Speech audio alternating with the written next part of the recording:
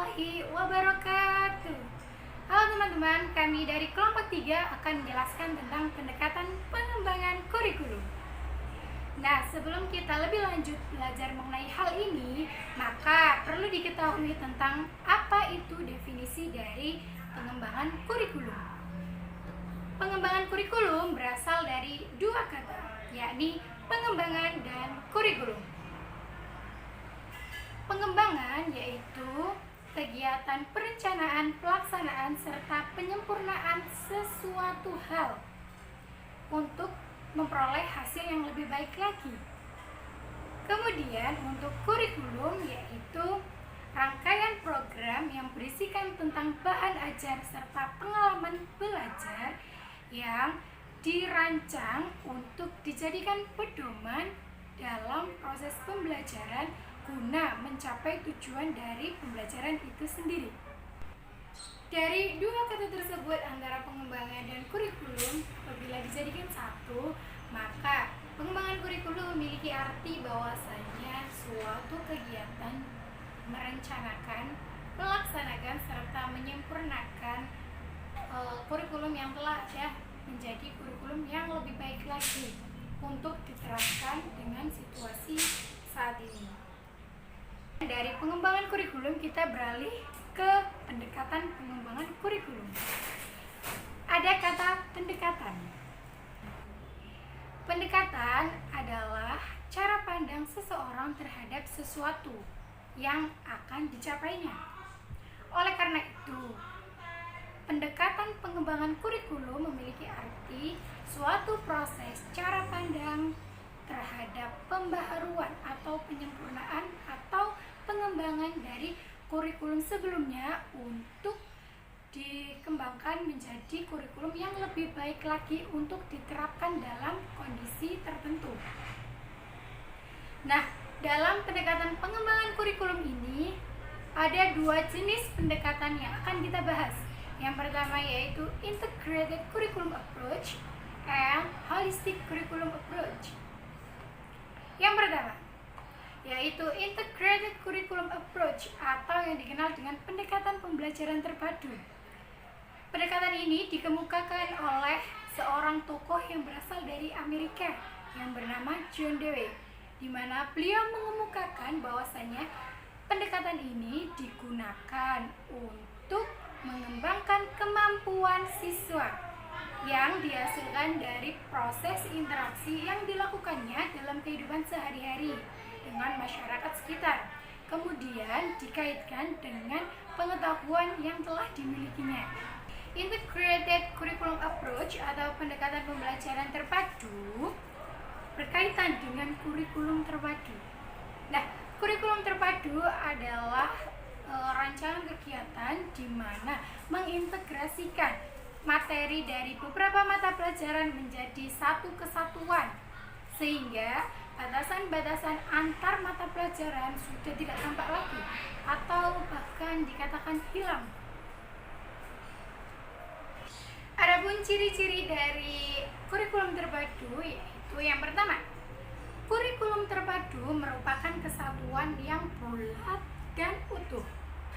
Kemudian yang kedua yaitu batasan-batasan mata pelajaran sudah tidak tampak lagi atau bahkan hilang karena telah menjadi satu kesatuan yang kemudian diajarkan ke siswa. Kemudian yang ketiga yaitu didasarkan pada kebutuhan siswa. Seiring berkembangnya waktu, kurikulum telah berkembang atau diperbaharui atau disempurnakan sesuai dengan kondisi yang saat itu juga. Oleh karena itu, dalam ciri-ciri ini dapat dikatakan bahwa kurikulum terpadu ini didasarkan pada kebutuhan siswa. Kemudian yang keempat ada life center atau dalam kata lain mengaitkan pelajaran dengan kehidupan sehari-hari siswa. Nah, dalam kurikulum terpadu ini semua proses pembelajaran dikaitkan dengan kehidupan sehari-hari, sehingga siswa mendapatkan pengalaman belajar yang sesungguhnya. Siswa terlibat aktif. Oleh karena itu, pembelajaran kali ini akan lebih bermakna dan lebih sulit untuk dilupakan. Yang kelima yaitu memberikan dorongan dan motivasi bagi siswa. Dalam kurikulum ini diharapkan agar kurikulum ini dapat memberikan motivasi atau dorongan dari seorang guru yang berperan dalam proses pembelajaran ini kepada siswa, sehingga siswa memiliki ketertarikan dan semangat dalam belajar. Yang keenam yaitu meningkatkan sikap sosial anak, di mana sudah dikatakan sebelumnya bahwa kurikulum ini mengaitkan kehidupan sehari-hari anak dengan pembelajaran. Oleh karena itu, adanya interaksi dalam kehidupan sehari-hari, maka sikap sosial anak akan lebih baik lagi dari sebelumnya. Kemudian yang terakhir yaitu dilaksanakan oleh guru dan siswa. Tentunya dalam kurikulum ini ada keterlibatan antara guru dan siswa dalam implementasinya. Assalamualaikum warahmatullahi wabarakatuh. Perkenalkan, nama saya Salsabila Fitri Mufidayanti, NIM 18140087. Di sini saya akan menjelaskan tentang pendekatan holistik. Apa itu pendekatan holistik? Pendekatan holistik adalah pendekatan yang berfokus pada pemahaman informasi dan mengkaitkannya dengan topik-topik lain sehingga terbangun kerangka pengetahuan. Dalam pendekatan holistik diterapkan prinsip bahwa siswa akan belajar lebih efektif jika semua aspek pribadinya meliputi pikiran, tubuh, dan jiwa dilibatkan dalam pengalaman siswa. Jadi pada pendekatan holistik ini siswa lebih memiliki peran dalam pembelajaran. Untuk ciri-ciri pendekatan holistik yaitu ada 4. Yang pertama adalah tujuan pendidikan holistik mengintrodusir terbentuknya manusia seutuhnya dan masyarakat seutuhnya. Jadi pada pendekatan holistik ini bertujuan membuat siswa itu merasakan bahwa seluruh anggota, seluruh indera yang mereka punya itu digunakan pada pembelajaran yang menggunakan pendekatan holistik. Kemudian yang ciri yang kedua adalah materi pendidikan holistik mengandung kesatuan pendidikan jasmani, rohani, mengasah kecerdasan intelektual, spiritual, atau emosional, keterampilan, kesatuan, materi pendidikan teoritis dan praktis, kesatuan materi pendidikan pribadi sosial, dan ketuhanan. Ciri yang ketiga yakni proses pendidikan holistik mengutamakan kesatuan kepentingan anak didik kepada masyarakat. Untuk ciri yang terakhir yaitu evaluasi pendidikan holistik mementingkan tercapainya perkembangan anak didik dalam bidang penguasaan ilmu, sikap, tingkah laku, dan keterampilan.